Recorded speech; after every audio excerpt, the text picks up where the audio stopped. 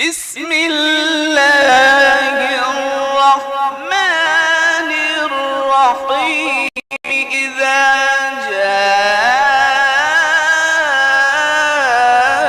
جاء نصر الله والفتح ورأيت الناس يدخلون في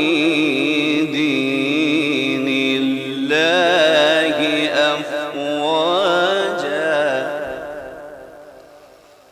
فسبح بحمد ربك واستغفره إنه كان توابا